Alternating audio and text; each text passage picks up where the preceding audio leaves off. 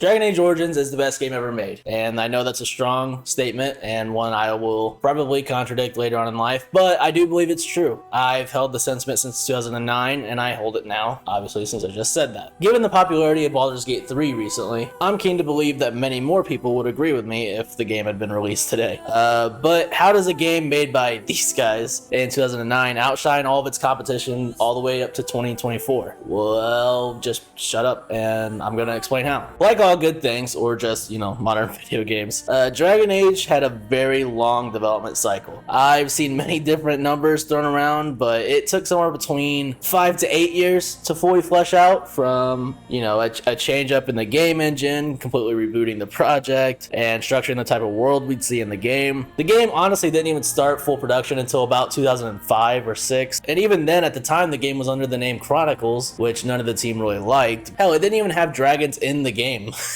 The one thing they were able to pin down at the time was that they wanted to make the game dark fantasy. Higher-ups didn't really like the idea. It's kind of like the same thing recently where they said turn-based games aren't good, and then Baldur's Gate 3 happened. You know what I mean? It's kind of like CEOs don't know what the hell they're talking about. But Bioware was able to get most people on board once the senior writer, Jennifer Hepler, coined the term dark heroic fantasy. So, with this term, most casual players would understand while the game had a darker tone, which was heavily inspired by, A Song of Ice and Fire at the time, that they would still be able to do all the heroic things that usually come with the lighter fantasy stuff. So, after using what's commonly known as Bioware magic nowadays, a very bad term that basically just means a lot of crunch, the team was finally able to release Dragon Age Origins in 2009. And, despite many cuts, the game was revered by RPG fans all around for plenty of reasons. The origin stories are still very ahead of their time, and it's absolutely wild to me that no other games have been able to capture what made them so special. Other games have tried. With Cyberpunk 2077, we had the life path system, which in my opinion, very heavily banked on people thinking that it would be like the Origin system. I think that's why a lot of us got excited when we saw it, but ultimately it kind of turned into more like 30-minute intros that would add a few dialogue options later on in the game, but didn't really affect who V was. Like, we all still played the same game, you just might have chose a different dialogue option during the campaign, you know what I mean? Not only did the Origin stories change how you would start the game in Origins, but they would actually completely change the character you'd end up playing. For example, if you played the Human Noble, which I always do, I think the Human Noble is the canon choice, but we can get into that later. Not only would you be able to pursue a revenge subplot throughout the entire game, but you could also choose a character that could, be well versed in the world, or you could be completely spoiled and out of touch with all the history of the, Thetis.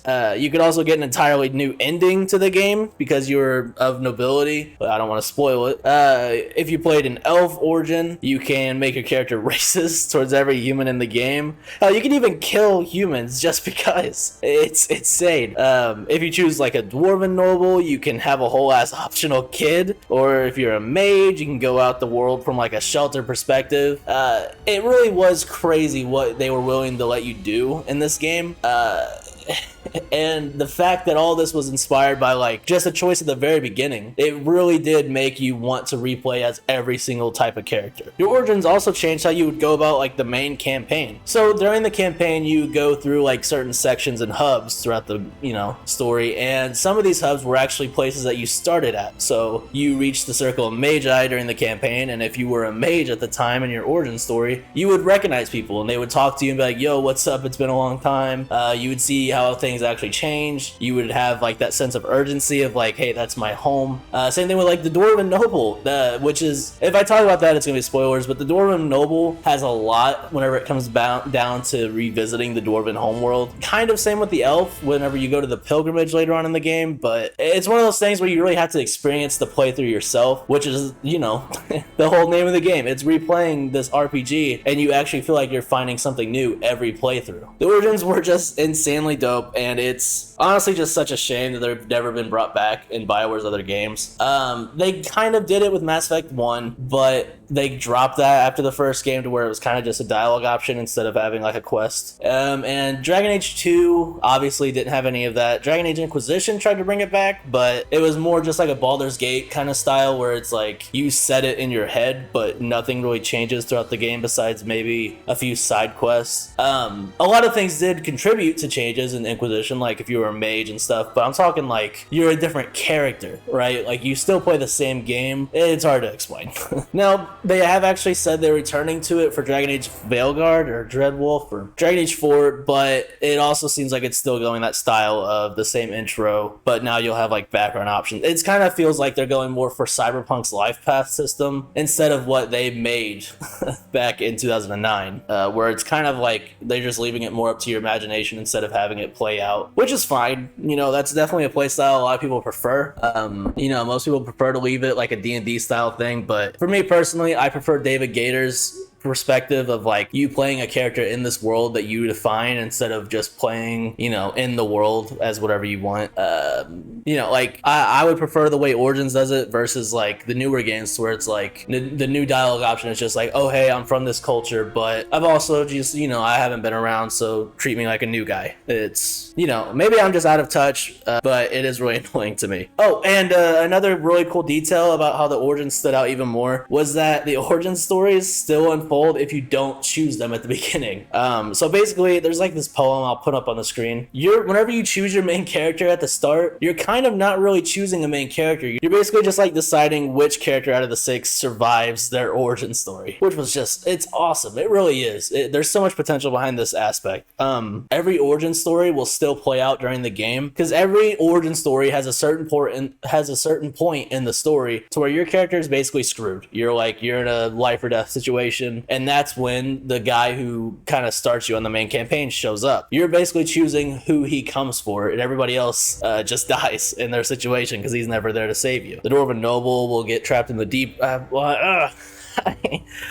want to spoil anything because I want people to play the game based off of this, not like hear stuff. But once you play them and then you play through the game, you'll actually, it's kind of like in Baldur's Gate 3, if you've played that, the Dark Urge isn't a character, right? But he's just not an origin character. So like whenever you play through all the way to Act 3, spoiler alert, I won't say much, but basically you find the Dark Urge's body. It's kind of like that, to where you'll find the body of your old origin stories if you didn't play it. I really want to talk about it in detail to share how like cool it is because I know the exact spots when it happens. But again, I don't want to spoil it. Just please, you gotta play the game at least for the origin stories, man. Just play the 6 origin stories and then cut it off if you have to. It really is awesome. It's generally the first game where that I know of, that you're not selecting your character, you're selecting who lives throughout the story. It's a really interesting take that I have not seen anywhere else in an RPG. I could be wrong. I would love for people to recommend me games where this happens because it's honestly one of my favorite aspects of a game. Obviously, none of this would matter, right, if it wasn't for how good the writing is. I'm not exaggerating when I say Dragon Age Origins is possibly the only video game RPG I have ever played where every dialogue option is an option I would think of. Like, you know, whenever you're playing a game and you're like, oh, I don't want to do this. Oh man, this guy just did this. Like, he's an asshole. It will have an option to be like, hey, why'd you do that? You're an asshole. You know what I mean? Like, you will genuinely always have the option to do what you want to do. It's crazy how it actually feels like it was made for the players instead of like for the authors to be like, hey, no, choose this. No, like if you don't like somebody because of how they look or something, you can say it. There's even dialogue where like I wouldn't say it, but there's like you can meet your friend's girlfriend and there's an option to be like, oh, it's this fat cow. Like, it's crazy.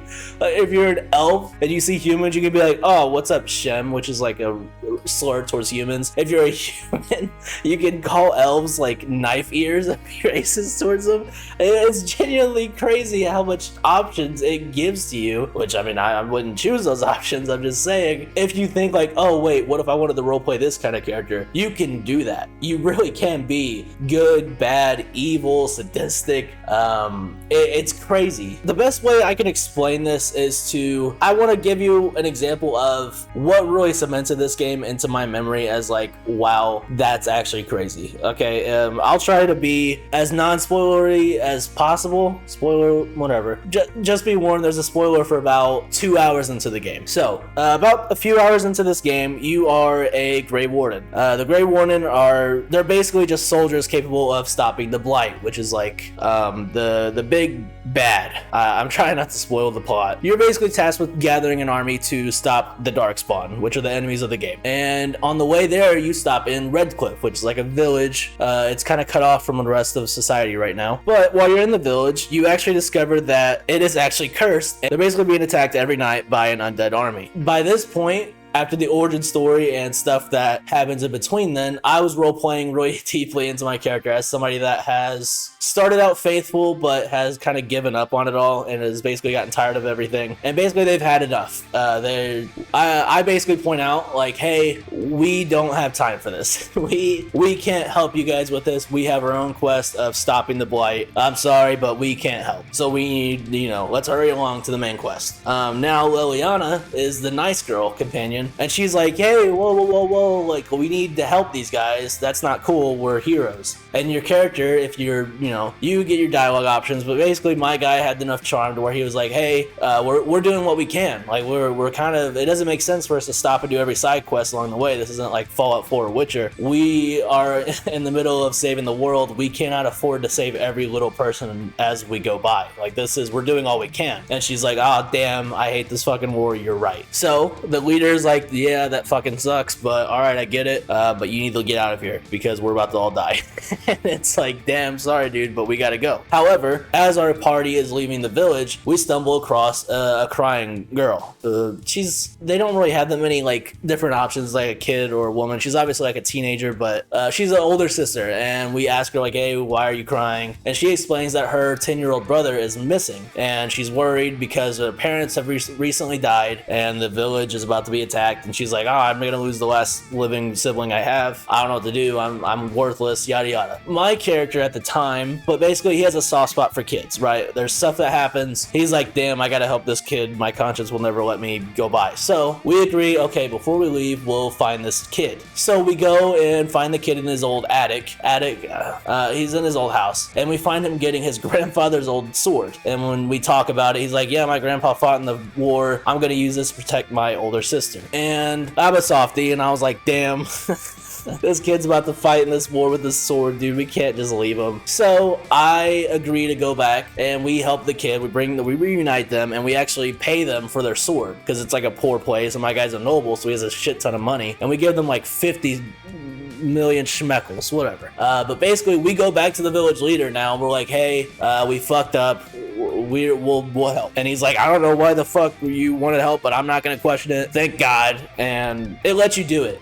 Most RPGs won't let you redo that, you know what I mean? Like, if you say no to a quest, that person either disappears or they won't talk to you. But in this game, it actively felt like a real situation of you being like, no, I won't help, and then going back and saying, okay, yeah, I'll help. And he acknowledges it when you talk to him. It's not like a reset of him being like, hey, will you help us? It's him being like, what are you still doing here? We're about to all die. And I was given the option of being like, okay, I'll help anyway. And whenever I was given that option, I felt something I've never felt in an RPG before. Like, I felt like I was there, dude. This happens multiple times throughout this game too, to where you're not locked in to an option. So like, you could start, I'm not gonna spoil it, but basically you can start certain quests following one person's lead and being like, okay, I choose this guy's quest line, and then you'll hear stuff about the guy throughout the quest, and by the end you can actually be like, actually, I'll give the crown to this king, and they're like, what the hell, why'd you do that? And you can be like, because I heard about you. It's really cool when a game doesn't treat the player like they're like stupid, you know what I mean? Like, if you want to do something, they're like, okay, you want to break the game, go for it. If you want to play like an ADHD riddled kid that like changes his mind every 2 seconds, go ahead. It's really incredible what this RPG offers the player. Another really cool thing about this RPG versus a lot of other ones is something that I feel is noticeably absent from a lot of games that no one mentions, which is the fact that it gives not only your companions growth, but you yourself grow as a character in the game. Like, in most RPGs, you're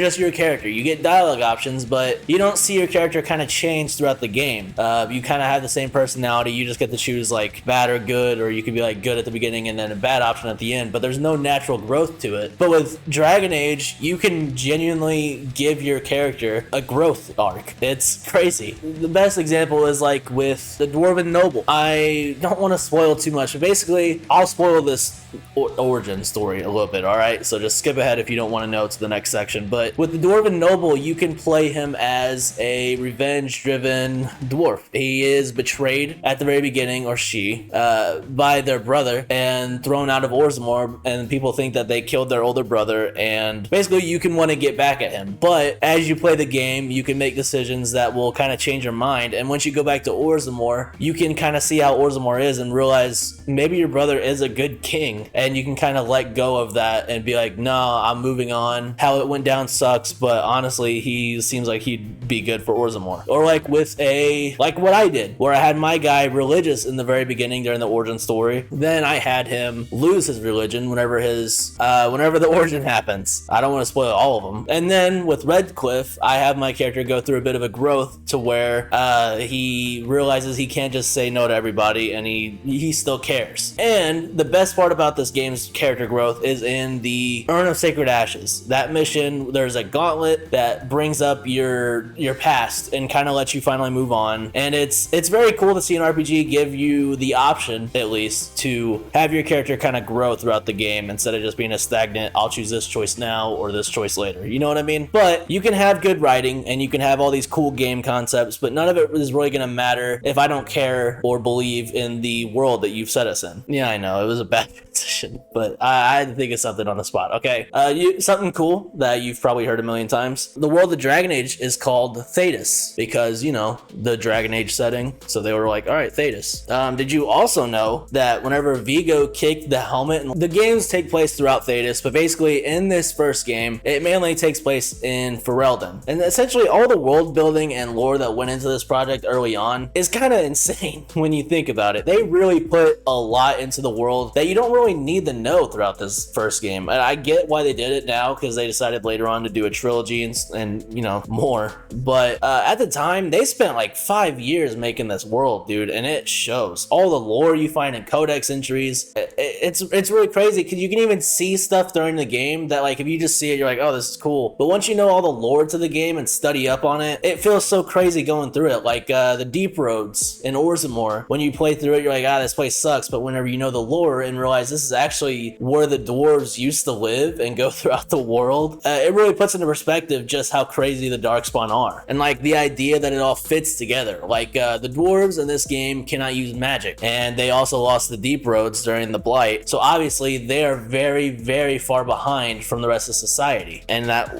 works. And you've also got the other idea that since the dwarves live underground in Orzammar, a lot of them think that if they go to the surface, they'll just float up to the sky because it's endless, and compared to having like the rocks above them. You know what I mean? Like, that's cool. And it's cool to realize that this is kind of like propaganda set up from the dwarven like leadership to kind of keep the caste system alive. So people themselves will actually hate surface dwarves for leaving instead of wanting to leave as well to be with the rest of society. It's really cool that you see them trying to strengthen their own status divide in a way that's just like, yeah, of course, that's awesome, you know? I also love how things that are referenced with literally like one dialogue line in a video game or a book or a codex entry like the Elven god Fen'Harel are referenced all the way up to later on, and you're like, wow, it makes sense that this is coming back and this is the main threat, which I'm obviously talking about the newer games, I guess, but it's just cool that you can kind of see this stuff that feels like it was just on a whim was actually set up so long ago by a completely different team. They put so much work into making this world, and it's just really is incredible. I also love that despite all the work they put into the world, they leave it up to the player to really know what's going on. We still don't know everything for sure, because with the Darkspawn, the only stuff we know about Darkspawn is what the Chantry, which is the church, teaches everybody, and they could easily be lying about it. So with the Darkspawn, they are set up to be these Tevinter Magisters that basically went to try to like usurp God, and he was like, nah, get the hell out of here, and he sent them down and smited them and corrupted them, and that's the origin of the Darkspawn in this game. But that's easily just like, oh yeah, it makes sense that they want us to think that, because it helps most of society be like, oh yeah, we hate mages too, because in Ferelden, magic is kind of outlawed and mages are forced to live in the circles, and if they don't live in those circles, then the church's own like magically enhanced warriors known as the Templars Templars will hunt you down. And it's cool to like realize all this propaganda set up into the lore, and we don't know the truth yet all the way, which I think we'll know in Veilguard, but still, like, you're constantly second guessing what the real truth is, what is propaganda, what might be propaganda but could actually just be the truth, but you don't think it's the truth because you think it would be propaganda. Like, I like that you have all this stuff where you're like, oh, okay, the Maker is just something they made up to keep the propaganda going, but then you go to the actual urn of Andraste and you see the High Dragon guarding it, and you're like, why is this dragon guarding the urn of this holy warrior? And you're like, well, I always thought Andraste was just this cool badass chick that had her kind of life's work taken away from her, and people just say that it was the Maker's guidance, but maybe it was because she's got this mystical knight guarding her like ashes all these years later. And it's like, well, is this from the Maker, or is this magic? You really don't know. You get to question this and they never give you a definitive no, it's religion, or no, it's just magic. You don't know. And I like that they give you the option to decide for yourself. And of course, the great world, the great writing, the great implementation of player choice, all of it's brought home with one of the greatest video game voice acting casts of all time. If there's one thing you should ever remember about old school Bioware, it's that their casting director was just out of this world, bro. I don't know how they did it. Not even just in Dragon Age, but in Mass Effect 2. Nobody has ever really felt off. You know, when you play a video game, you never feel like you're listening to a character. Even when it's a repeat voice actor, it's like, what the hell? Like, this feels so real. Especially back in 2009, which is crazy. Like, you know, from the iconic voice of Claudia Black as Morrigan. Well, well.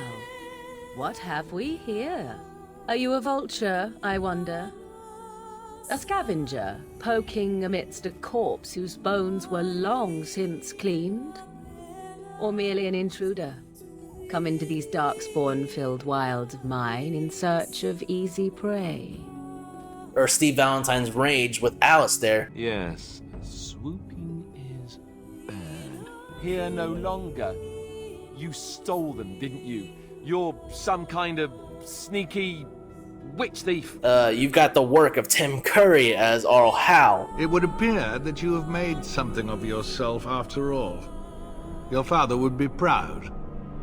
I, on the other hand, want you dead more than ever. Or Kate Mulgrew as Flemeth. Men's hearts hold shadows darker than any tainted creature. Every character is iconic and necessary in keeping the player in character, right? Like, you never leave the spot, you never hear somebody and think, oh yeah, it's a video game. You really feel like these are people. The game also just has some great music, bro. And of course, the greatest aspect of the game blends it all together with the strategic real-time combat and tactical pause, which is sadly absent from Veilguard. Back in Origins development, the creators went out of their way to actually make the pause mechanic and party management more integral to the game because they found the combat didn't really call for it. And you can really tell, like, the combat's hard if you don't really know what you're doing. It's more controversial to defend it, but I really do like this combat. And I'm going to talk about it again with my Greedfall thing because I really like the real-time strategy combat. I really wish Baldur's Gate 3 had gone this route too. I understand that it's a different genre, but I like it so much. Maybe it's because I'm an old MMO guy, but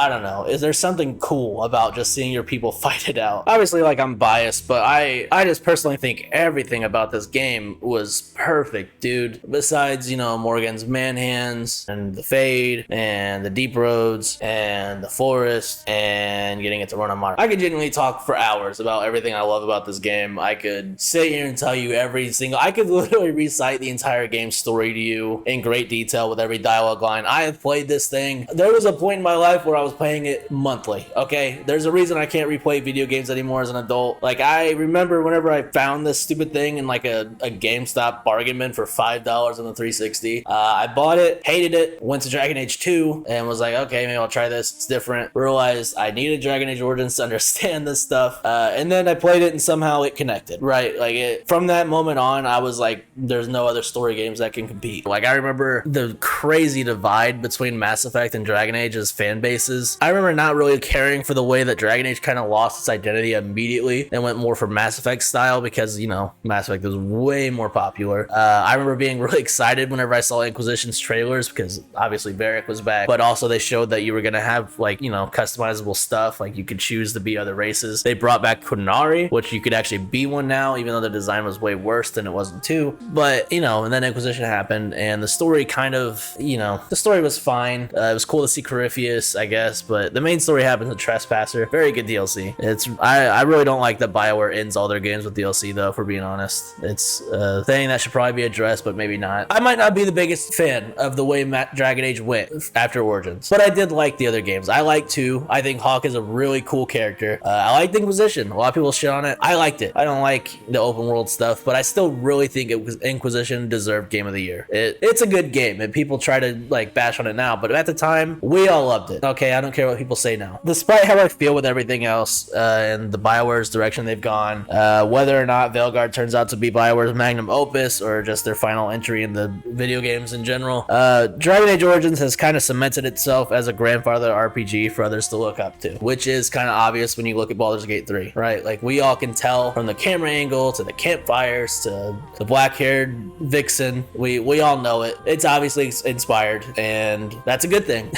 They took some really good parts, and it really makes me kind of want to see a Dragon Age remake, but I've got something coming up on that later.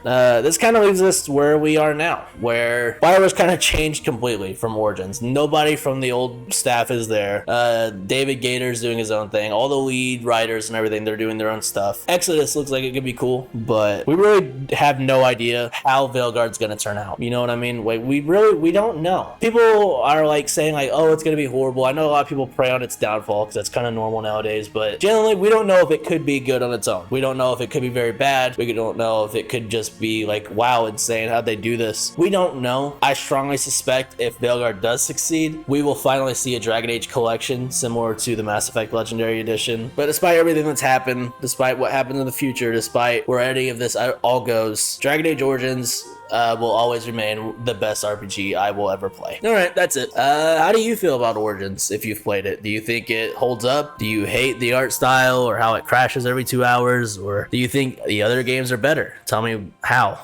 In what world the other games are better. I'm curious. I like the series. I'm curious to see what the broad public thinks, because I feel like fan bases kind of get twisted up. Like, Twitter sucks, Reddit's gross, so I feel like YouTube's the best spot, maybe. What about Baldur's Gate 3? That was cool. I know I'm excited for whatever Larian does next. That's for damn sure. Hopefully they can stop updating that damn game, man. I want to replay it, but like, they keep updating it. I don't know what they're doing. But whatever. I gotta go play Valorant. Or no, I don't. I need to delete that game. But, you know, like and subscribe and all that to see more videos in the future. Or don't. I don't know. Bye. This is gonna take forever to edit.